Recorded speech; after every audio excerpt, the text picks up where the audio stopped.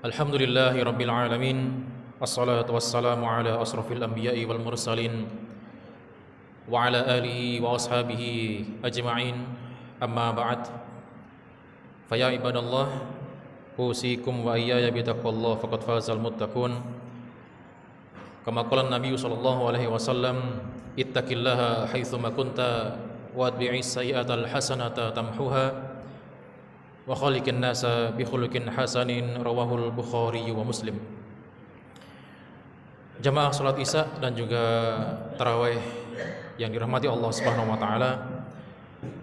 Alhamdulillah, kita bersyukur kepada Allah Subhanahu wa taala dengan nikmat dan karunia-Nya kita masih bisa melaksanakan ibadah puasa, dipertemukan kembali oleh Allah Subhanahu wa taala di bulan Ramadan ini, di tahun ini dengan keadaan sehat walafiat. Dan tentunya kita berharap kepada Allah Subhanahu wa taala semoga apa yang kita laksanakan dari awal bangun hari ini sampai kita selesai melakukan salat tarawih ini semuanya diterima amal ibadah kita oleh Allah Subhanahu wa taala. Amin ya rabbal alamin. Dan juga kita berharap pada Allah Subhanahu wa taala semoga saja kita dipertemukan oleh Allah Subhanahu wa taala dengan bulan Ramadan di tahun-tahun yang akan datang. Amin ya rabbal alamin. Bapak Ibu sekalian dirahmati Allah Subhanahu wa taala, salawat dan salam tercurahkan kepada junjungan Nabi kita Rasulullah Muhammad sallallahu alaihi wasallam sebagai suri tauladan kita yang telah mengeluarkan kita dari zaman jahiliyah menuju zaman yang penuh dengan iman dan Islam. Bapak Ibu sekalian dirahmati Allah Subhanahu wa taala, pada pertemuan malam hari ini saya tidak akan membahas tentang puasa karena nanti insya Allah akan dibahas oleh para guru-guru kita, para ustadz-ustadz kita yang lainnya. Akan tetapi pada malam hari ini kita akan sedikit membahas tentang topik lain yang mungkin belum diketahui oleh sebagian dari kita, yaitu berkaitan tentang firman Allah Subhanahu wa taala dalam Al-Qur'an. A'udzubillahi minasyaitonirrajim. Syahrul Ramadan alladzi unzila fihi al-Qur'an hudal linnasi wa bayyinati minal huda wal furqan. Shadaqallahul adzim. Bahwasanya bulan Ramadan ini adalah di mana bulan yang diturunkan oleh Allah Subhanahu wa taala, di dalamnya adalah Al-Qur'an. Pada bulan yang mulia ini Allah Subhanahu wa taala mengutus seorang malaikat yang suci, yaitu Ruhul Kudus, yaitu malaikat Jibril, untuk menurunkan Al-Qur'an. Dan pada malam yang mulia juga, pada malam Lailatul Qadar, Allah menurunkan Al-Qur'an tersebut dan ditujukan kepada seorang yang mulia, yaitu bernama Muhammad bin Abdullah, yaitu Rasulullah sallallahu alaihi wasallam, manusia yang paling mulia. Artinya Al-Qur'an ini bukan hanya sekedar pedoman hidup, bukan hanya sekedar petunjuk bagi diri kita, tetapi lebih daripada itu, bahwasanya Al-Qur'an mampu merubah diri kita yang dulunya kita gersang, tidak mendapatkan apa-apa, bisa mendapatkan sesuatu itu dengan Al-Qur'an. Maka Al-Qur'an ini adalah sesuatu yang sangat paling ditakuti oleh orang-orang kafir yang ada di luar sana, bahwasanya jika umat Islam kembali kepada Al-Qur'an, maka insya Allah kebangkitan Islam itu akan diraih oleh umat Islam tersebut. Bapak Ibu sekalian dirahmati Allah Subhanahu wa taala, terkait dengan firman Allah tersebut, tema pada malam hari ini adalah tentang at-ta'amul ma'al Qur'an ala minhajis salaf, yang maknanya adalah berinteraksi dengan Al-Qur'an itu ada tuntunannya sesuai dengan tuntunan para salafus solih kita. Yang pertama, di dalam sebuah hadis yang diriwayatkan oleh Aisyah radhiyallahu anha, bahwasanya Rasul Nabi sallallahu alaihi wasallam pernah bersabda, "Inna lillahi ahlina minan nasi." Qalu ya Rasulullah man hum? Qala, kata Nabi sallallahu alaihi wasallam, "Hum ahlul Qur'an, hum ahlullahi wa khassatuh." Yang artinya adalah inna lillahi ahlina minan nasi. Sesungguhnya Allah Subhanahu wa taala memiliki sebuah keluarga dari kalangan manusia. Jika kita yang manusia ini diaku keluarga oleh para pejabat negara, pasti senang Pak ya. Umpamanya Bapak Presiden kita mengatakan takmir Masjid Al-Mahdi ini adalah kerabat saya, pasti dia akan merasa senang. Tetapi yang mengaku ini, yang mengklaim adalah Allah Subhanahu wa taala. Sesungguhnya Allah Subhanahu wa taala memiliki keluarga dari kalangan manusia.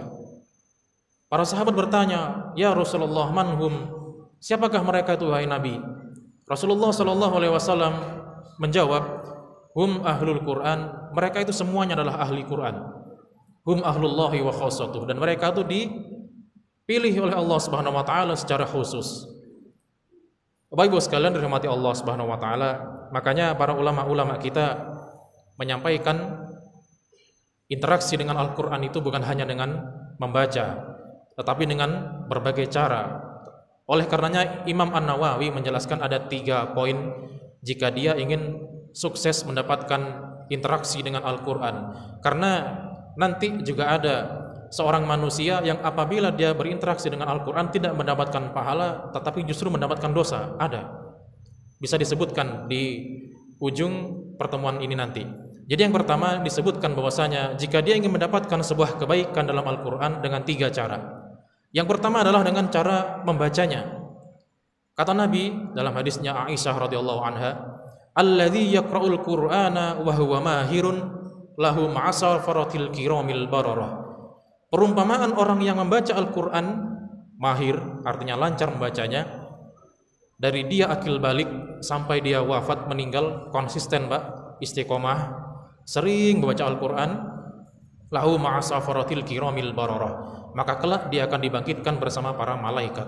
Maka ini adalah salah satu sebuah kehormatan bagi kita jika ingin dibangkitkan bersama para malaikat, konsisten membaca Al-Quran sejak dia akil balik sampai dia wafat, maka dia akan dibangkitkan oleh Allah Subhanahu wa taala bersama para malaikat.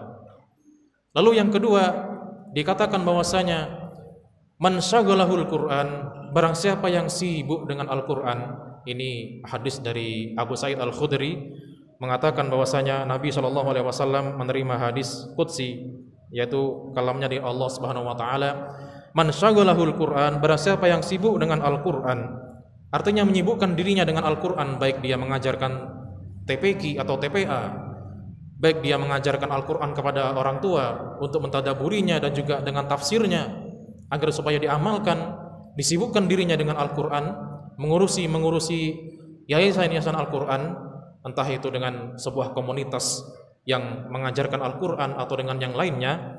Kata Allah Subhanahu wa taala, "Wa dzikri an mas'alati a'taitu afdal." Aku akan berikan sesuatu itu apa yang ia minta sebelum orang itu memintanya. Jadi apabila ia berinteraksi dengan Al-Quran dengan cara yang benar, dengan cara membaca yang benar, adapun cara yang benar kata Nabi SAW dikutip dari surat Al-Muzammil, warattilil Qur'ana tartila. Bacalah dengan cara yang tartil, yaitu menjaga harokatnya, menjaga panjang pendeknya, menjaga tajwidnya. Jadi kata Nabi SAW, seorang yang membaca Al-Quran sejak dia lahir, sejak dia akil balik sampai dia wafat, kata Nabi, lahu ma'asafaratil kiramil bararah, maka kelak dia akan dibangkitkan bersama para malaikat. Jamaah sekalian dirahmati Allah Subhanahu wa taala, itu yang pertama adalah dengan cara membacanya.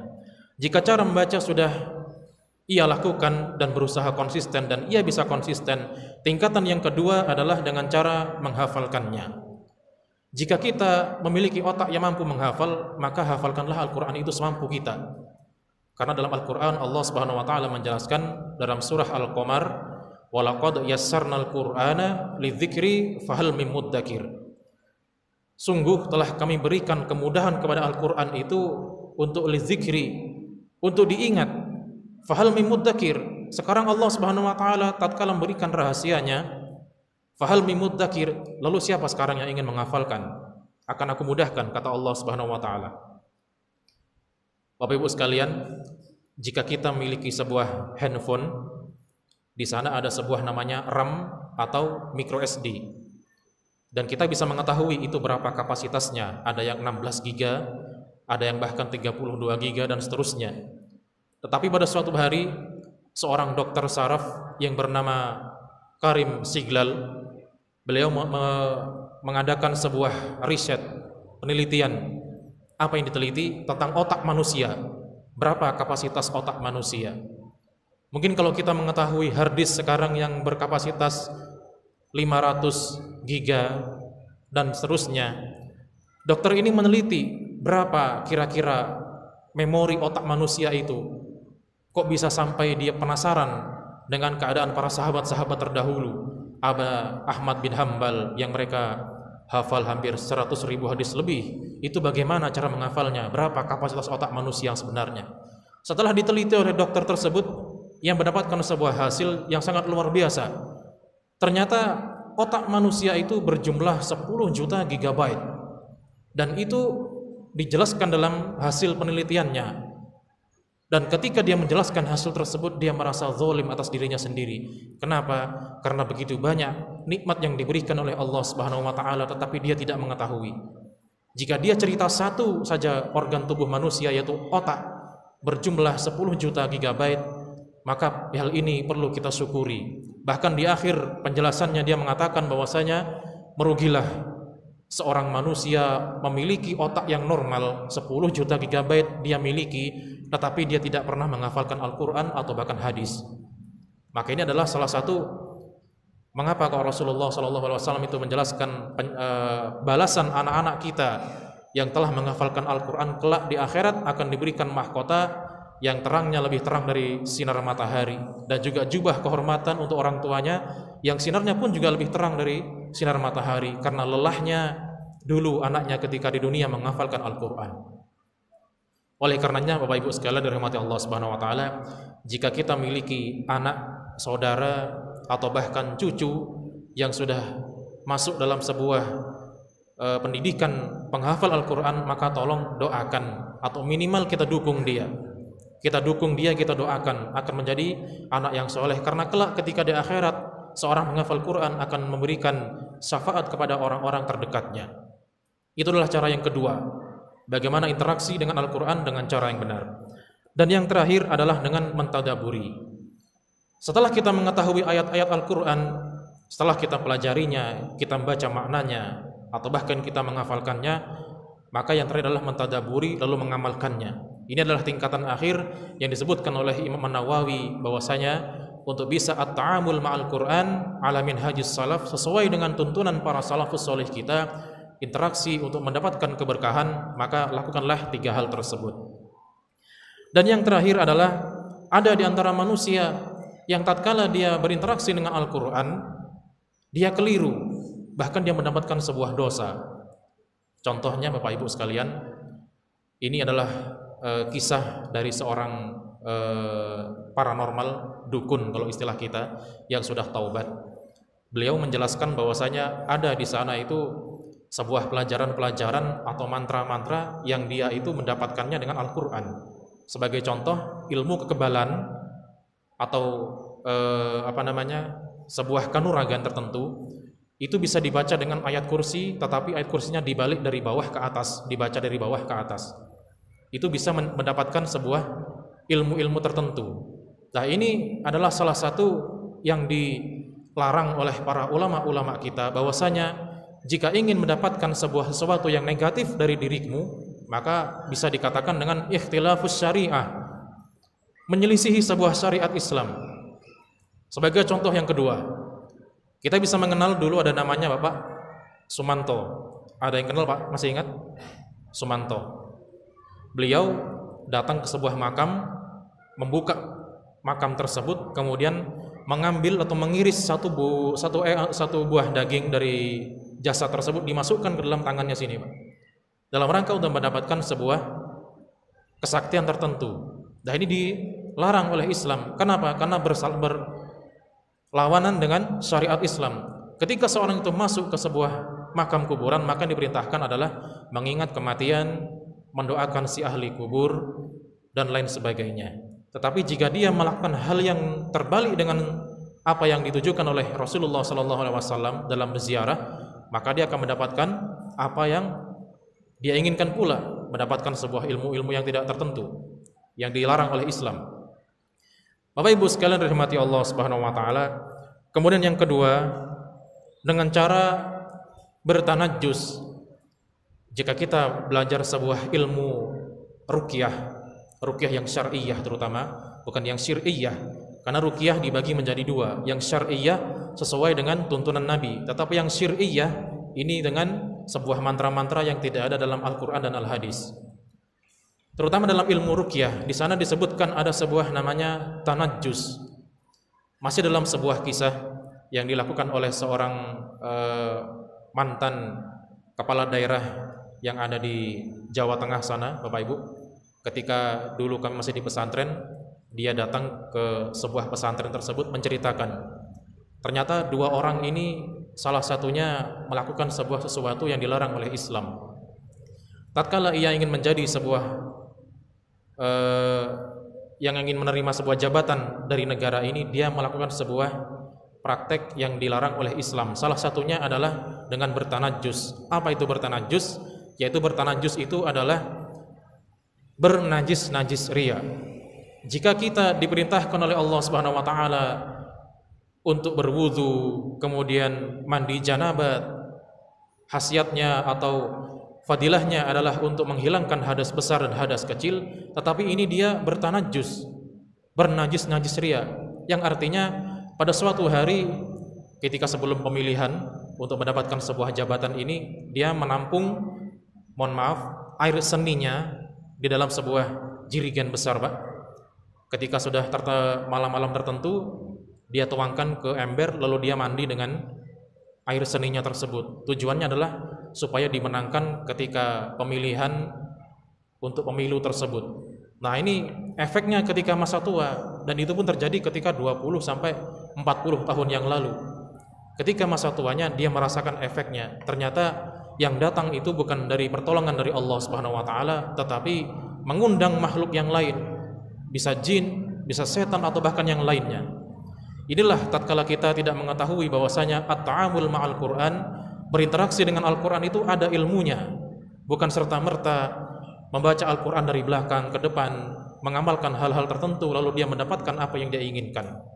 Oleh karenanya, mari ketika kita masuki bulan puasa ini, bulan Ramadan ini, kita perbaiki lagi bacaan-bacaan Al-Quran kita. Yang dahulunya kita tidak pernah mendekatkan diri kita kepada Al-Quran, mari dekatkan diri kita kepada Al-Quran agar senantiasa mendapatkan keberkahan dan petunjuk dari Allah Subhanahu wa taala.